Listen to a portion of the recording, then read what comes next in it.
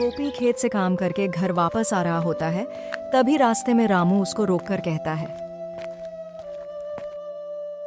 अरे गोपी, आज भी खेत में पानी नहीं आया। तालाब सूख चुका है और राजा के सिपाही फिर टैक्स लेने आएंगे। गोपी थका हुआ पर हंसने की कोशिश करते हुए भारी मन से जवाब देता है, अबे रामू, तू हर बार चिंता करता है, कल शायद बारिश हो जाए। अरे गोपी, मुझे लगता है ऊपर वाला भी राजा से डरता है, तभी तो इतने बरसों से बारिश नहीं हो रही है अच्छे से। दोनों आपस में एक दूसरे की तरफ देखते और हंसते फिर अपने अपने घर चले जाते हैं।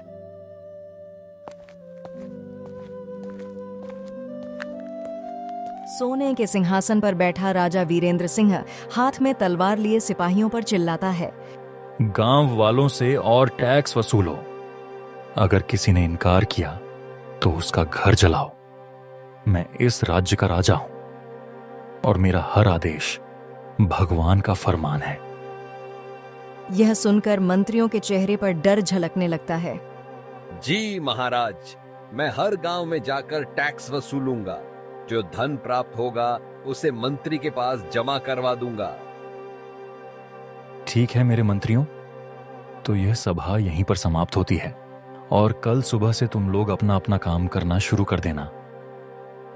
राजा की बातें सुनकर मंत्री और सिपाही आपस में फुसफुसाते हुए वहां से चल देते हैं।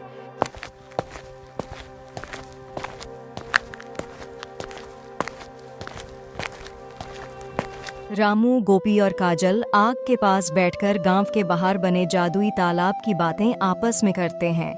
काजल धीरे स्वर में रामू से बोलती है, भैया, क्या तुम्हें पता है, कल जंगल वाला बाबा फिर आया था। उसने कहा कि तालाब में इस बार कुछ बदला है। रामू काजल की बातें सुनकर काजल की ओर गंभीरता से देखा है और जवाब देता है, काजल, वो तालाब, हमारे बुजुर्ग कहते थे वहां आत्माएं रहती हैं। कहते हैं रात में अगर कोई झूठा वहां गया तो उसकी परछाई तालाब में नहीं दिखती। तीनों एक दूसरे की तरफ देखते हैं। हवा में सरसराहट की आवाजें आती है।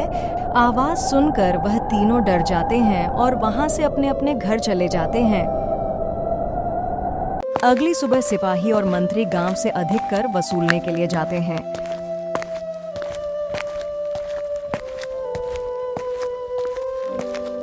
राजा की सिपाही गांव पहुंच जाते हैं और गांव वालों से कर वसूलने लगते हैं। जो कर नहीं देता है उनको पीट पीट कर बुरा हाल करते हैं। यह देखकर वहां पर खड़ा रामू गुस्साने लगता है और कहता है, हमने साल भर मेहनत की, अब तुम सब कुछ ले जाओगे तो हम और हमारा परिवार क्या खाएगा? इस तरह तो हम भूखे मर जाएंगे। राजा का सिपाही बहुत ही घमंड के साथ गर्जन करते हुए बोलता है, राजा का आदेश है, तुम्हारी फसल अब राजमहल की होगी। जो फसल का कर देने से मना करेगा उसको राज दरबार में ले जाकर सजा सुनाई जाएगी। इतना कहकर सिपाही वहां से कर वसूल कर चले जाते हैं।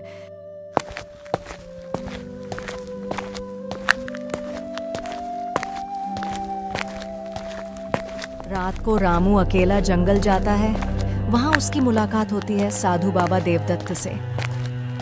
साधु बाबा गहरी आवाज में रामू से कहते हैं, रामू, तालाब की सच्चाई से मत डरना।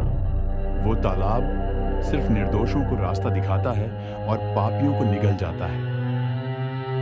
रामू चकित होकर कहता है, आप कौन हैं? आपको मेरा नाम कैसे पता?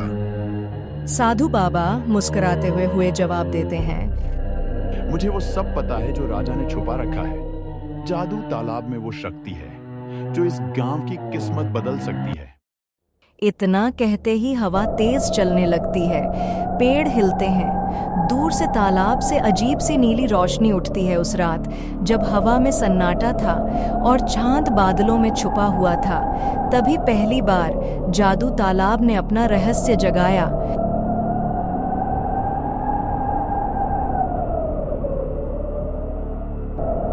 धवलपुर गांव पर रात उतर चुकी थी। हवा में एक अजीब ठंडक थी, मानो किसी ने आसमान से सन्नाटा बरसा दिया हो। उस सन्नाटे में बस एक आवाज गूंज रही थी, तालाब की, छपाक छपाक।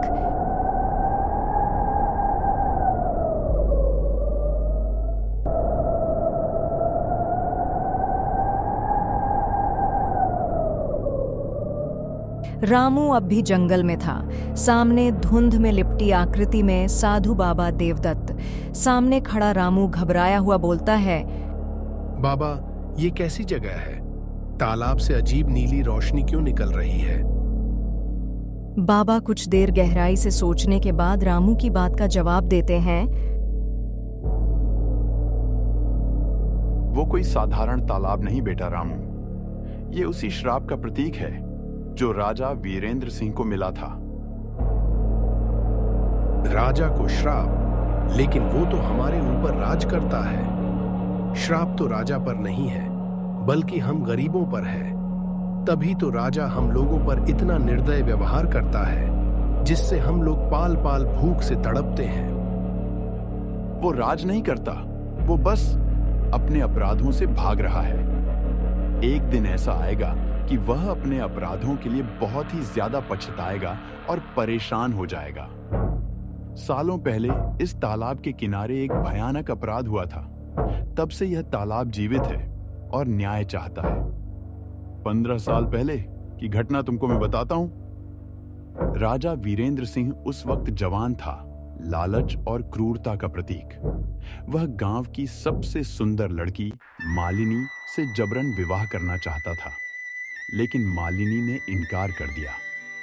महाराज, मैं किसी और से प्रेम करती हूँ, कृपया मुझे छोड़ दीजिए।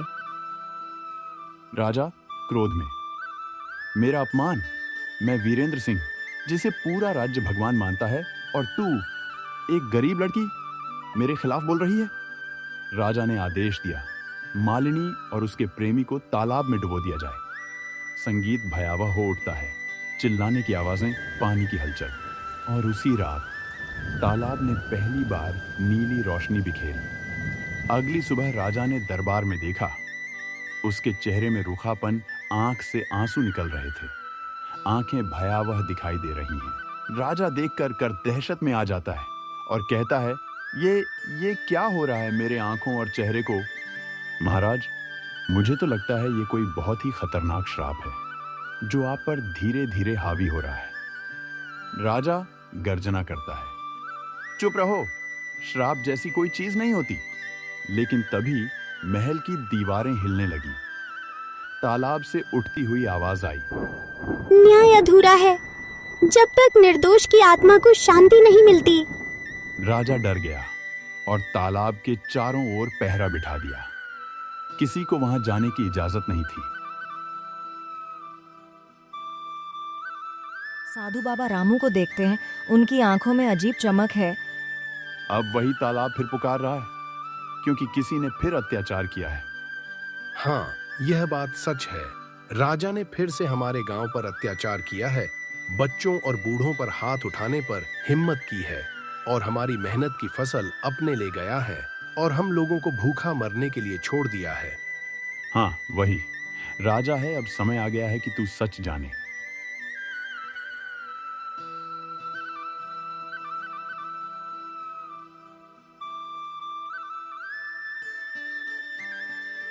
अगली सुबह गांव में कोहराम मच गया। कई बच्चे बीमार पड़े थे, फसलें सूख रही थीं। गांव के बाहर चाय की दुकान पर रामू, गोपी और काजल डरे हुए आपस में बात करते हैं। भैया, अब क्या करें? लोग कह रहे हैं कि ये तालाब का श्राप है। अगर तालाब सच में जीवित है तो वो हमें बचाएगा। मैं वहां जाऊंगा, अपनी और अपने गांव वालों की रक्षा करने के लिए। तू पागल हो गया है क्या रामू? जो वहां गया वो लौटा नहीं। समझकर तू तो अकेला है, तुझे कुछ हो गया तो तेरी बीवी बच्चे कैसे रहेंगे? रामू गोपी की तरफ देखा है और मुस्कुराते हुए जवाब देता है, अरे गोपी भाई, किसी न किसी को तो आगे आना ही पड़ेगा, नहीं तो हमारा गांव धीरे धीरे करके खत्म हो जाएगा। भगवान उन्हीं का साथ देता है जो हिम्मत से कठिनाइयों का सामना करते हैं। चल भाई रामू, तुझे तो समझना ही बेवकूफी है। तुझे जो भी करना है करो, मैं तो दुकान बंद करके घर जाता हूँ। जैसे ही रात होती है, रामू अकेले तालाब की तरफ चल देता है। हवा तेज से चलती पेड़ों की शाखा चरमराती हुई। रामू धीरे धीरे तालाब की ओर बढ़ता है। रामू तालाब के किनारे पर जाकर खड़ा हो जाता है। एल तालाब की सतह पर नीली लहरें उठती हैं। मानो कोई आवाज कह रही हो, सच बोलो, तभी देख पाओगे अपना चेहरा। मेरा नाम रामू है। मैं इस गांव का गरीब किसान हूँ और मैं बस न्याय चाहता हूँ। तालाब शांत हो जाता है। पानी में उसकी परछाई दिखती है, लेकिन साथ ही एक और चेहरा, राजा वीरेंद्र सिंह का। तालाब से राजा की गूंजती हुई आवाज आती है, रामू, तू भी मुझे रोकना चाहता है? जान ले, जो तालाब से खेलता है वो खुद उसमें समा जाता है। मैं किसी खेल में नहीं आया, मैं अपने लोगों के लिए आया हूँ और उनकी बिना रक्षा किए मैं यहाँ से नहीं जाऊंगा। मुझे इंसाफ चाहिए, मुझे इंसाफ चाहिए। अचानक तालाब की लहरें ऊंची उठती हैं। रामू गिर पड़ता है और आवाज आती है, सच्चाई की शुरुआत हो चुकी है।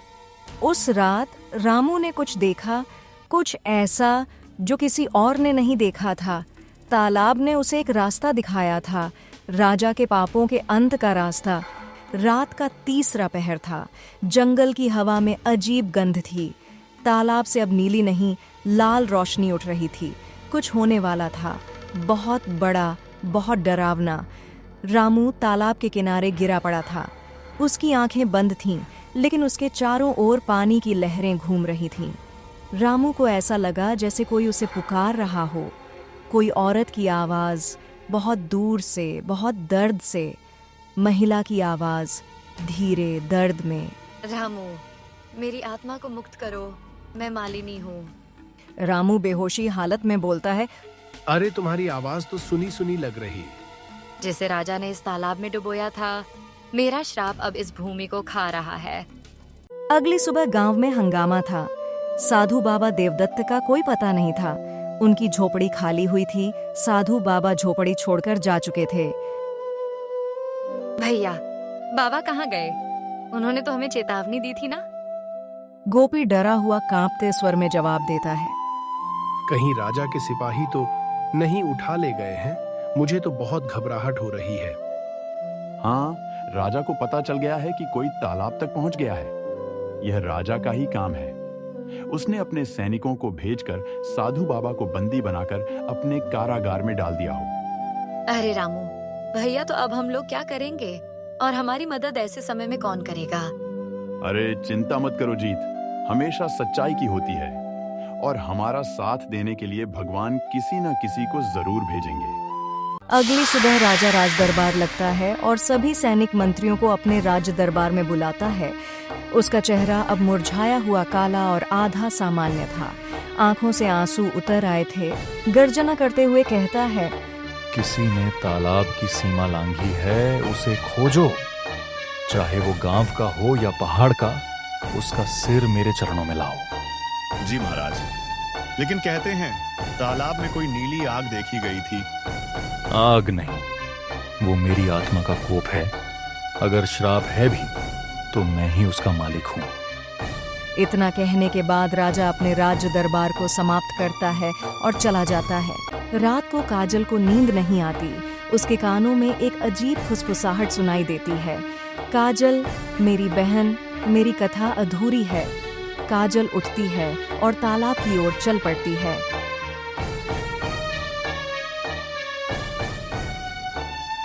चांदनी में तालाब लाल नीला चमक रहा है। पानी के ऊपर एक स्त्री की परछाई झलकती है, वही मालिनी। तुम कौन हो? मैं वो हूँ जिसे तुम्हारे राजा ने मारा और अब वो अपनी मौत खुद बुला रहा है। तुम मुझसे क्या चाहती हो? क्या मदद करे तुम्हारी? सिर्फ एक सच्चाई उजागर करना। राजा ने मेरे प्रेमी को नहीं मारा था, उसने उसे शापित आत्मा बना दिया था और वही अब उसके महल की दीवारों में कैद है।